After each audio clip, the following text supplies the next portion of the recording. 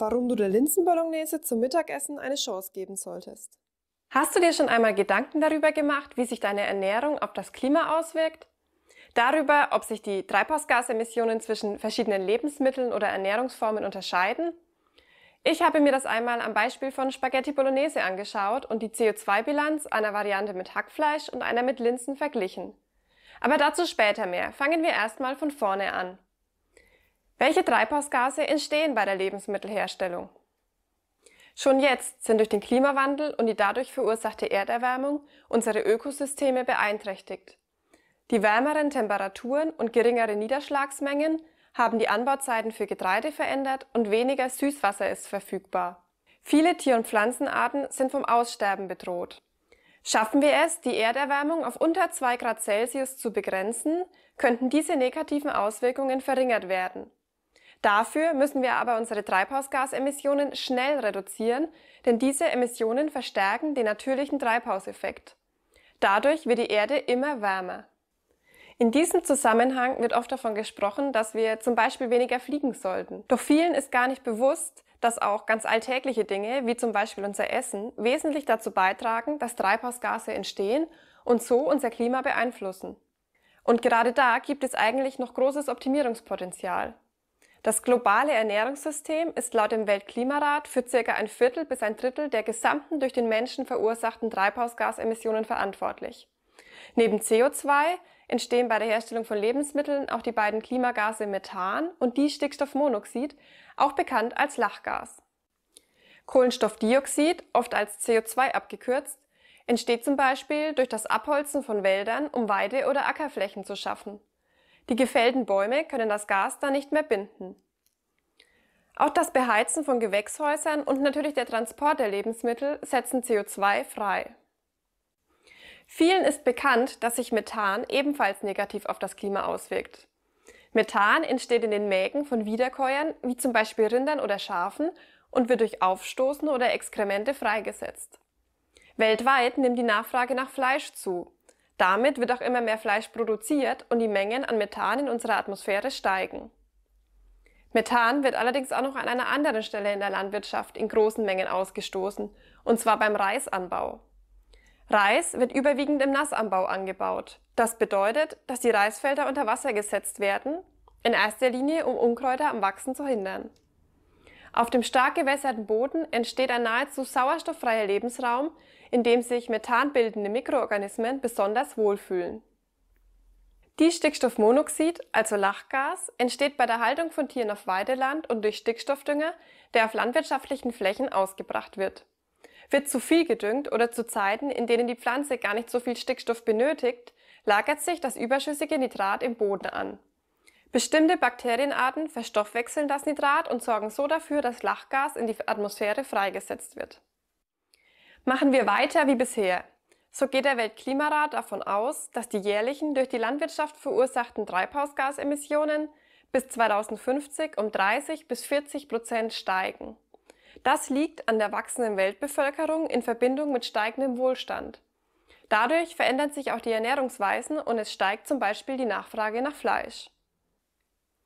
Welchen Einfluss haben Lebensmittel im Einzelnen? Die bei der Produktion von einem Lebensmittel verursachten Treibhausgasemissionen werden üblicherweise als CO2-Äquivalente angegeben, um die Emissionen verschiedener Treibhausgase vergleichbar zu machen.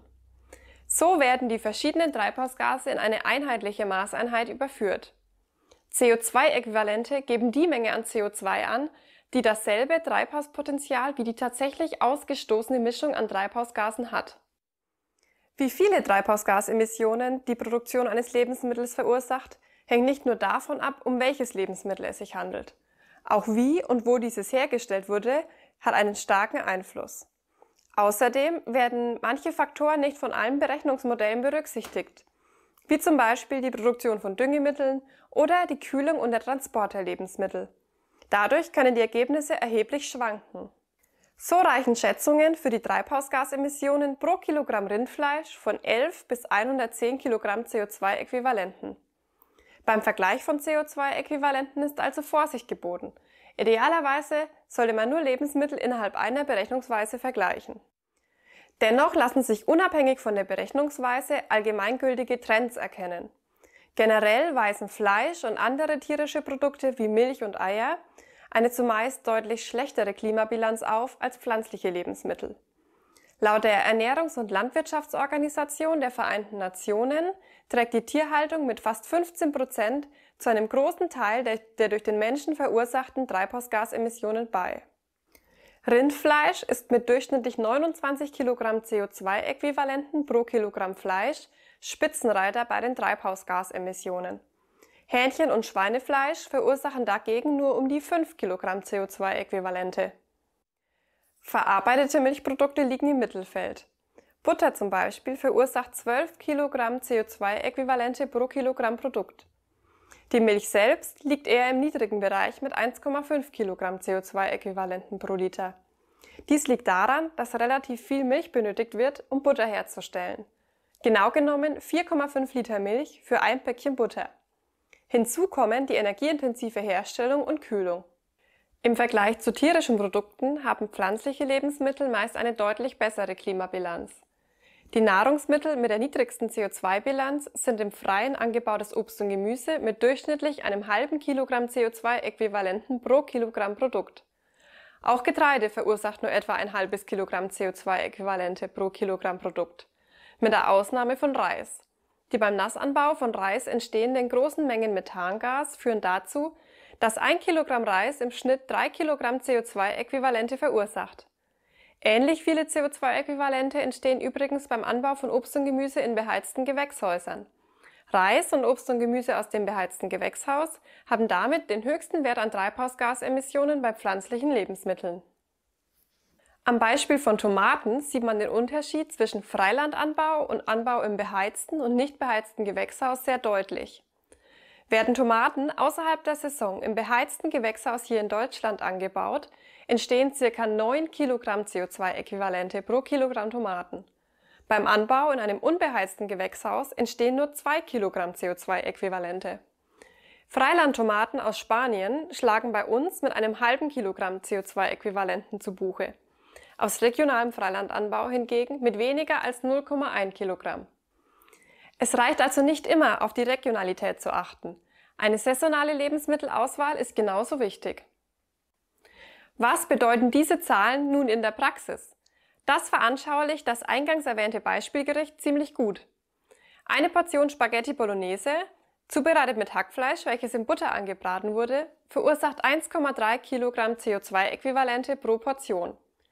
Tauscht man die Butter durch Olivenöl und Hackfleisch durch Linsen aus, entstehen bei demselben Gericht nur 0,6 Kilogramm CO2-Äquivalente. Das ist weniger als die Hälfte. Wie kann ich mich klimafreundlich ernähren? Basierend auf den Treibhausgasemissionen von Lebensmitteln können wir eine Reihe von Empfehlungen beachten, wie wir uns emissionsarm ernähren können. Wenn wir weniger Fleisch und tierische Produkte essen, führt das zu deutlich niedrigeren Treibhausgasemissionen. Das liegt zum einen an dem hohen Anteil an Treibhausgasen, die deren Haltung verursacht, zum anderen aber auch an der energieintensiven Weiterverarbeitung und Kühlung. Auch eine regionale und saisonale Ernährungsweise sind wichtig. Obst und Gemüse aus dem beheizten Gewächshaus verursachen den höchsten Anteil an Emissionen im Bereich pflanzlicher Nahrungsmittel. Im Freien können Lebensmittel aber nicht das ganze Jahr über angebaut werden. Deshalb sollte man möglichst diejenigen verzehren, die gerade Saison haben. Hilfreich ist dabei ein Saisonkalender, den es auf vielen Websites kostenlos zum Ausdrucken gibt. Und deutlich schlechter wie die Klimabilanz von Lebensmitteln, wenn sie aus Übersee stammen. Ein Blick auf die Herkunftsangabe von Lebensmitteln lohnt sich also ebenfalls. Die schlechteste Klimabilanz haben aber vermutlich Lebensmittel, die nicht verzehrt wurden. Deswegen sollten wir es möglichst vermeiden, dass Lebensmittel verderben und/oder weggeworfen werden. Weltweit landen 25–30% aller Lebensmittel im Müll. In industrialisierten Ländern wie hier in Deutschland sind wir Privathaushalte für den größten Anteil verschwendeter Lebensmittel verantwortlich. Diese Empfehlungen zeigen, dass wir alle einen Teil dazu beitragen können, dass weniger Treibhausgase ausgestoßen werden. Weniger tierische Produkte, regionale und saisonale Lebensmittel und ein bewusster Umgang mit diesen sind Tipps, die eigentlich gar nicht so schwer umsetzbar sind. Tausche doch einfach beim nächsten Mal das Hackfleisch durch eine pflanzliche Alternative wie eben Linsen aus.